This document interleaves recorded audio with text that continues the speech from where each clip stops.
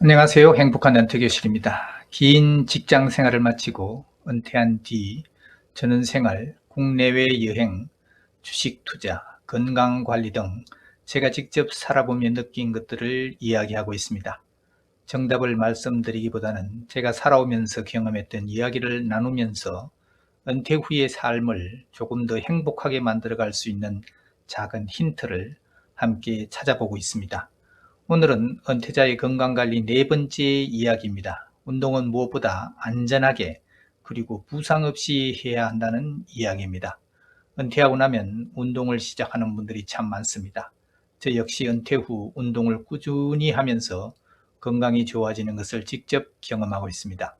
그런데 운동을 하다 보니 한 가지 중요한 사실을 점점 깨닫게 되었습니다. 운동은 열심히 하는 것도 중요하지만 그보다 더 중요한 것이 다치지 않는 것이라는 사실입니다. 젊었을 때는 운동하다가 조금 다쳐도 며칠 쉬거나 치료를 받으면 금방 회복이 됐습니다. 그런데 나이가 들수록 이야기가 달라집니다. 어깨 근육 하나를 잘못 다치면 몇 달씩 운동을 쉬어야 하는 경우도 있고, 허리나 무릎, 다리 근육을 다치면 운동은커녕 일상생활 자체가 불편해집니다. 저 역시 어깨 근육을 다쳐서 팔 운동을 6개월 넘게 쉬었던 경험이 있습니다. 그때 느꼈습니다. 운동에서 건강해지려고 했는데 운동 때문에 오히려 건강을 잃을 헬스장을 다니다 보면 재미있는 모습을 볼 수 있습니다. 새해가 되면 헬스장이 갑자기 붐빕니다. 아마도 새해 결심 때문이겠지요. 올해는 운동을 꾸준히 해보자. 살을 빼보자. 건강을 좀 챙겨보자. 좋은 결심입니다. 그런데 첫날부터 너무 열심히 하는 분들이 있습니다. 러닝머신에 올라가자마자 빠른 속도로 달립니다. 헉헉 숨을 몰아쉬면서 얼굴은 잔뜩 찡그리고 마치 무슨 벌을 받는 사람처럼 이를 악물고 달립니다. 그런데 몸은 아직 준비가 안 되어 있습니다. 평소 운동을 하지 않던 사람이 갑자기 빠른 속도로 달리면 다리 근육과 관절, 인대에 부담이 갈 수밖에 없습니다. 특히 종아리 근육이 제대로 준비되지 않은 상태에서 첫날부터 쿵쾅쿵쾅 달리고 나면 다음날 종아리가 뭉쳐서 걷기조차 불편해지는 경우가 있습니다. 그래서 저는 처음 운동을 시작하는 분이라면 체력을 올리려고 서두르기보다 먼저 몸을 운동에 적응시키는 과정이 필요하다고 생각합니다. 제가 달리면서 도움을 많이 받았던 방법 중 하나가 인터벌 방식의 운동이었습니다. 처음부터 계속 달리는 것이 아니라 걷다가 조금 빠르게 걷고 가볍게 달리고 숨이 차면 다시 걷고 몸이 괜찮아지면 다시 달립니다. 이렇게 반복하는 것입니다.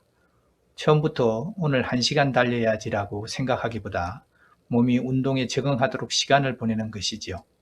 그렇게 한 달, 2달 꾸준히 하다 보면 어느 순간 몸이 조금 달라집니다. 조금 더 빨리 달려볼까? 이런 생각이 자연스럽게 들 때가 있습니다. 그때 조금씩 속도를 올려도 늦지 않습니다. 저는 운동을 하면서 체력을 빨리 얻어야겠다는 생각보다 다치지 않고 오래 해야겠다는 생각을 더 중요하게 여기게 됐습니다. 철봉도 마찬가지입니다. 팔과 어깨, 근력 운동도 똑같습니다. 저는 철봉을 3년 넘게 꾸준히 하고 있습니다. 매달리기도 하고 버티기도 하고 턱걸이도 합니다. 지금은 턱걸이를 15개 정도 할 수 있습니다. 그러다 보면 가끔 이런 분들이 오십니다. 나도 왕년에는 턱걸이 10개를 넘게 했는데 지금은 2개도 못하겠네 하시면서 철봉을 잡고 갑자기 턱걸이부터 시작합니다. 그리고 얼마 지나지 않아 어깨가 아프다고 합니다. 당연히 아플 수밖에 없습니다. 몇 년 동안 운동하지 않았는데 예전의 기억만 가지고 갑자기 강한 힘을 사용했으니까요. 저라면 처음에는 그냥 철봉을 잡고 발을 바닥에서 살짝 띄운 채 매달려서 버티는 것부터 시작하겠습니다. 그것도 처음에는 쉽지 않습니다. 팔뚝이 당기고 손이 아프고 평소 쓰지 않던 근육들이 긴장합니다. 하지만 며칠씩 조금씩 하다 보면 어느 순간 매달리는 것이 편안해집니다. 그때 다음 단계로 넘어가는 것입니다. 그리고 익숙해지면 턱걸이를 한두 개부터 시작하는 것이죠. 운동도 결국 순서가 있는 것 같습니다. 처음부터 정상까지 올라가려고 하면 힘들지만 한 단계씩 올라가면 어느 순간 꽤 높은 곳까지 와 있습니다. 은퇴자에게는 유연성도 근력만큼 중요합니다. 젊었을 때는 운동이라고 하면 무조건 강한 운동을 생각했습니다.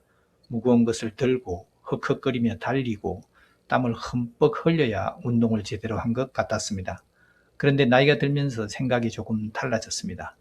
요즘 공원이나 하천변을 걷다 보면 어르신들이 운동기구를 사용하는 모습을 볼 수가 있습니다.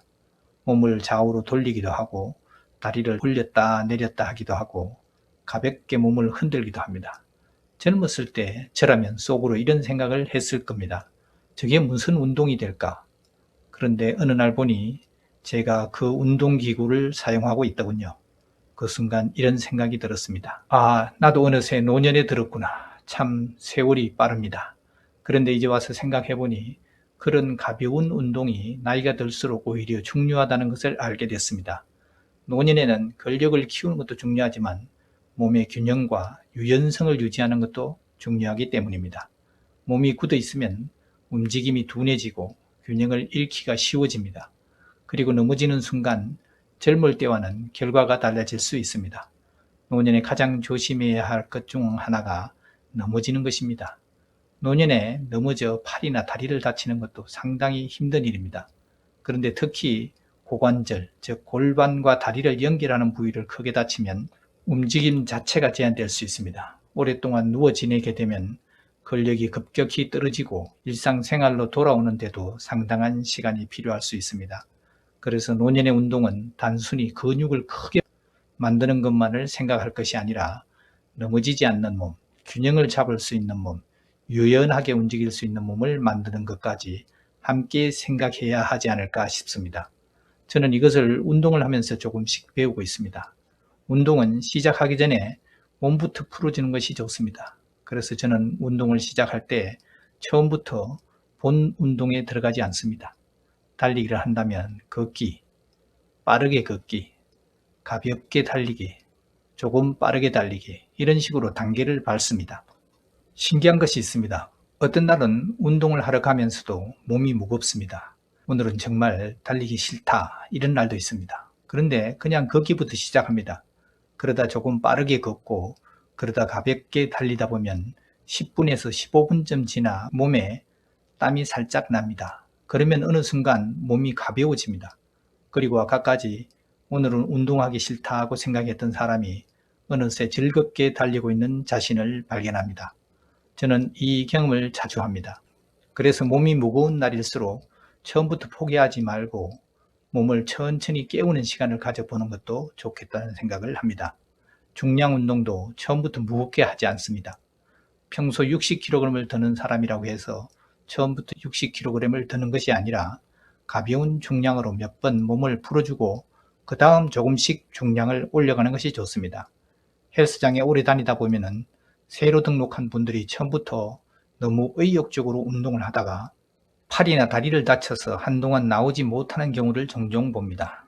나중에 만나서 한동안 안 보이시던데요 하고 물으면 아파서 물리치료를 다녔어요. 이런 대답을 듣기도 합니다. 운동을 하려고 헬스장에 왔는데 운동 때문에 오히려 한동안 쉬게 된 것입니다. 특히 옆 사람이 빠르게 달린다고 괜히 따라갈 필요도 없고 옆 사람이 무거운 중량을 든다고 나도 경쟁하듯이 따라할 필요도 없습니다. 내 몸은 남의 몸과 다르니까요. 또 하나, 같은 동작을 너무 오래 반복하지 않기입니다. 저는 운동할 때 한 가지 동작만 너무 오래 반복하지 않으려고 합니다. 달리기도 10분 정도마다 속도나 경사도를 조금씩 바꿉니다. 그러면 자연스럽게 사용하는 근육이 달라집니다. 팔이나 가슴 운동도 가능하면 여러 기구를 이용해서 조금씩 다른 부위의 근육을 사용하는 편입니다. 철봉도 마찬가지입니다. 저는 철봉할 때 손을 잡는 방향을 바꾸기도 하고 다리를 앞으로 뻗어보기도 하고 니은자처럼 만들어 보기도 합니다.